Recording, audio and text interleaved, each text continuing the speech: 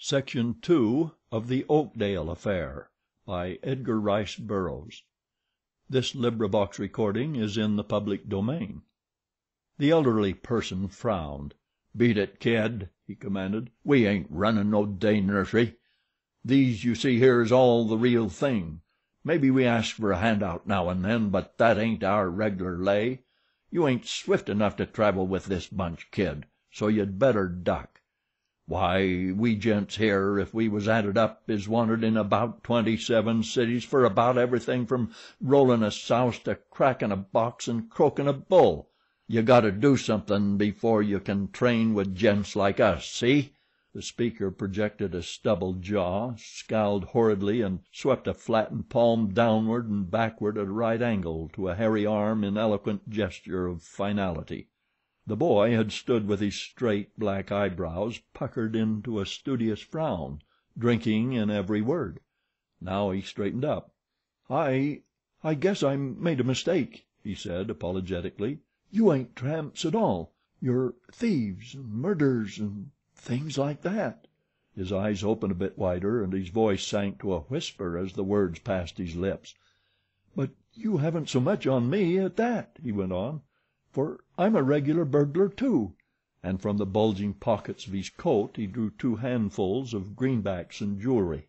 The eyes of the six registered astonishment mixed with craft and greed. "I just robbed a house in Oakdale," explained the boy. "I usually rob one every night." For a moment his auditors were too surprised to voice a single emotion, but presently one murmured soulfully, "Pipe de swag." He of the frock coat, golf cap, and years waved a conciliatory hand.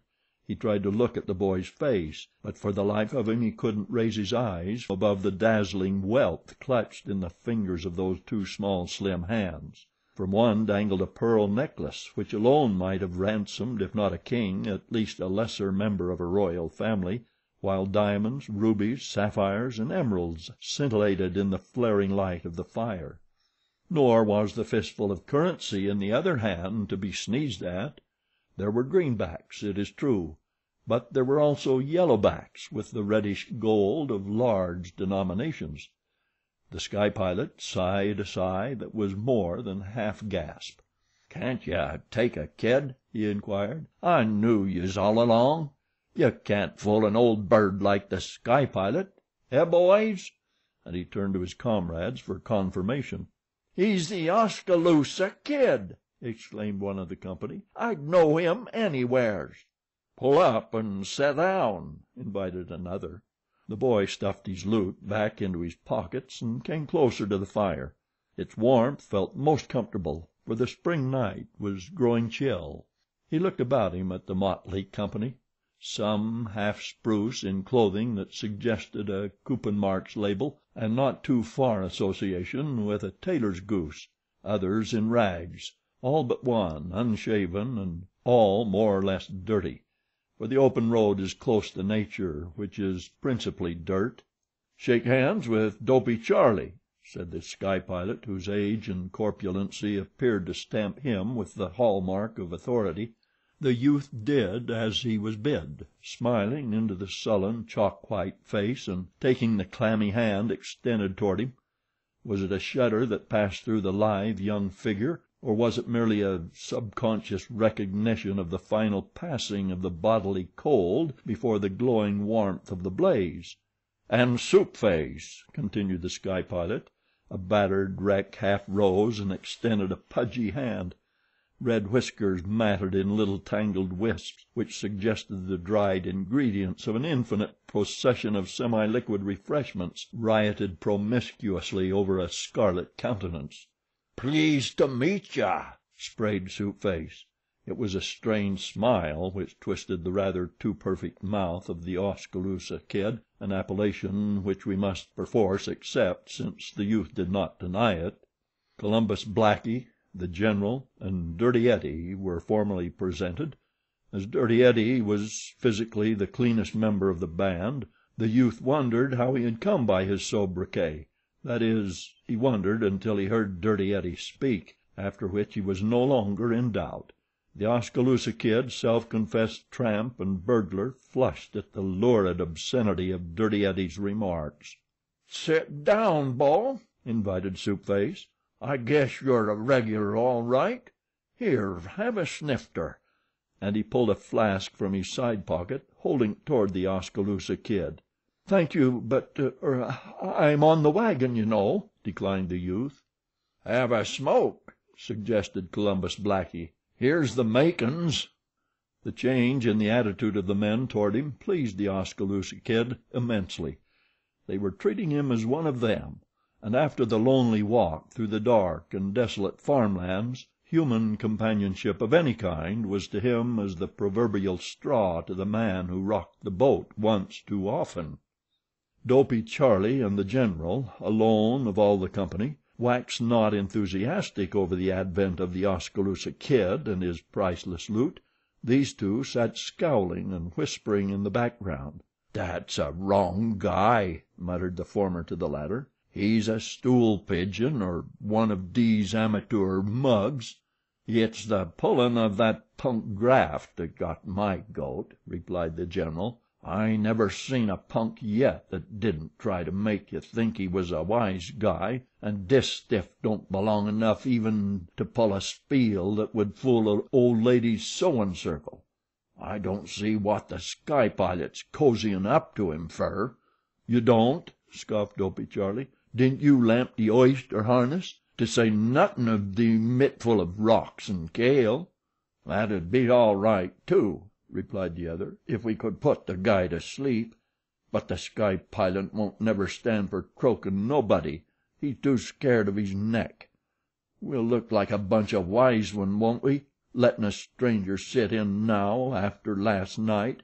Hell!" he suddenly exploded, "don't you know that you and me stand to swing if any of the bunch gets gabby in front of this phony punk?"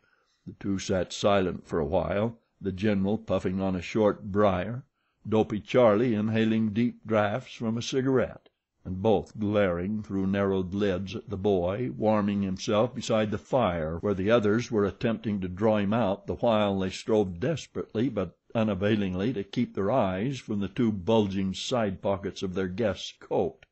Soup Face, who had been assiduously communing with a pint flask, leaned close to Columbus Blackie, placing his whiskers within an inch or so of the other's nose as was his habit when addressing another, and whispered relative to the pearl necklace: "Not a cent less'n 50 thou, bo." "For the love o' Mike!" ejaculated Blackie, drawing back and wiping a palm quickly across his lips. "Get a plumber first if you want to kiss me, you leak." "He thinks you need a shower bath," said Dirty Eddie, laughing. "The trouble with Soup Face," explained the Sky Pilot, "is that he's got a idea he's a human atomizer and that the rest of us has colds." "Well, I don't want no atomizer loaded with rot gut and garlic shot in my mug," growled Blackie. "What Soup Face needs is to be learned etiquette, and if he comes that on me again I'm gonna push his mush through the back of his bean." An ugly light came into the blear eyes of Soup Face. Once again he leaned close to Columbus Blackie. "Not a cent less'n 50 thou, you tin horn," he bellowed, belligerent and sprayful. Blackie leaped to his feet with an oath, a frightful, hideous oath, and as he rose he swung a heavy fist to Soup Face's purple nose. The latter rolled over backward, but was upon his feet again much quicker than one would have expected in so gross a bulk, and as he came to his feet a knife flashed in his hand. With a sound that was more bestial than human he ran toward Blackie, but there was another there who had anticipated his intentions. As the blow was struck the Sky Pilot had risen, and now he sprang forward, for all his age and bulk as nimble as a cat, and seized Soup Face by the wrist. A quick wrench brought a howl of pain to the would-be assassin, and the knife fell to the floor. "You gotta cut that if you travel with this bunch," said the Sky Pilot, in a voice that was new to the Oskaloosa Kid. "And you too, Blackie," he continued. "The rough stuff don't go with me, see?" He hurled Soup Face to the floor and resumed his seat by the fire. The youth was astonished at the physical strength of this old man, seemingly so softened by dissipation, but it showed him the source of the sky pilot's authority and its scope, for Columbus Blackie and Soup Face quitted their quarrel immediately. Dirty Eddie rose, yawned, and stretched. "Me for the hay," he announced, and lay down again with his feet toward the fire.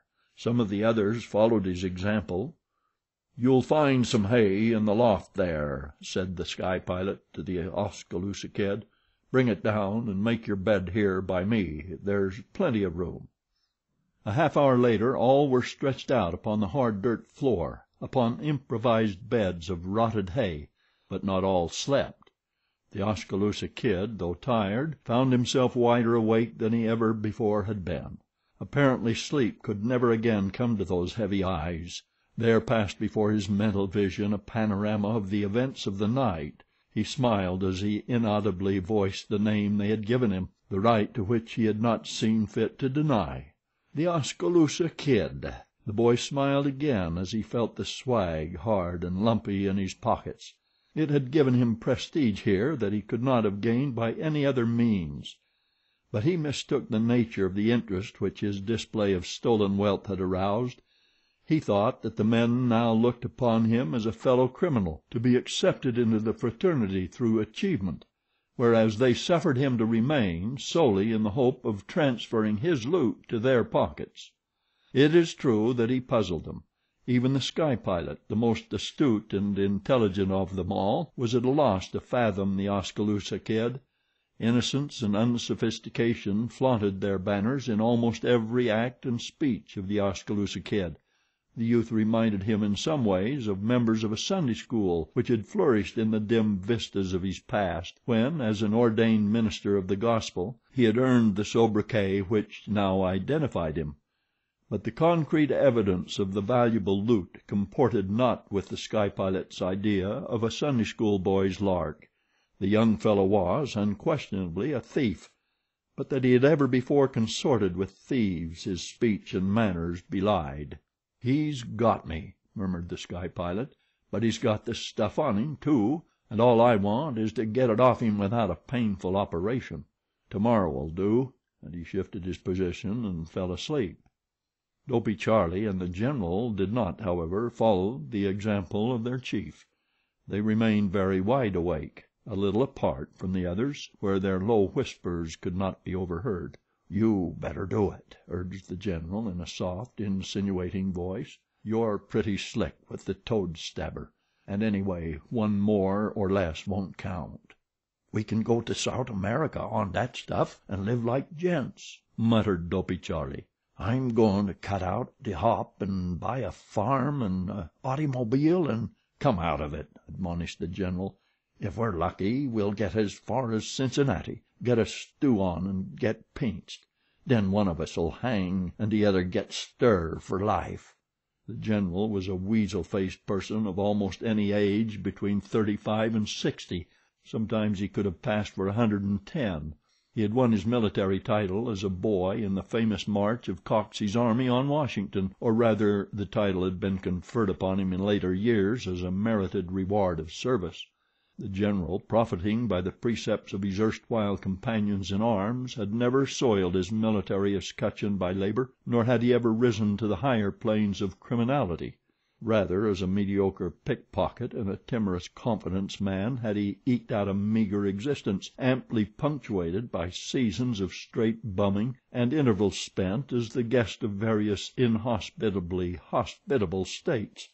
Now, for the first time in his life, the General faced the possibility of a serious charge, and his terror made him what he never before had been, a dangerous criminal. "You're a cheerful guy," commented Dopey Charlie, "but you may be right at that. They can't hang a guy any higher for 2 than they can for 1, and that's no pipe. So what's the use? Wait till I take a shot. It'll be easier," and he drew a small, worn case from an inside pocket, bared his arm to the elbow, and injected enough morphine to have killed a dozen normal men. From a pile of moldy hay across the barn, the youth, heavy-eyed but sleepless, watched the two through half-closed lids. A qualm of disgust sent a sudden shudder through his slight frame. For the first time he almost regretted having embarked upon a life of crime. He had seen that the two men were conversing together earnestly, though he could overhear nothing they said, and that he had been the subject of their nocturnal colloquy, for several times a glance or a nod in his direction assured him of this. And so he lay watching them, not that he was afraid, he kept reassuring himself, but through curiosity. Why should he be afraid? Was it not a well-known truth that there was honor among thieves? But the longer he watched, the heavier grew his lids. Several times they closed, to be dragged open again only by painful effort. Finally a time came that they remained closed, and the young chest rose and fell in the regular breathing of slumber. The two ragged, rat-hearted creatures rose silently and picked their way, half crouched, among the sleepers sprawled between them and the Oskaloosa Kid. In the hand of Dopey Charlie gleamed a bit of shiny steel, and in his heart were fear and greed. The fear was engendered by the belief that the youth might be an amateur detective. Dopey Charlie had had one experience of such, and he knew that it was easily possible for them to blunder upon evidence which the most experienced of operatives might pass over unnoticed, and the loot-bulging pockets furnished a sufficient greed motive in themselves. Beside the boy kneeled the man with the knife. He did not raise his hand and strike a sudden haphazard blow. Instead, he placed the point carefully, though lightly, above the victim's heart, and then suddenly bore his weight upon the blade. Section 2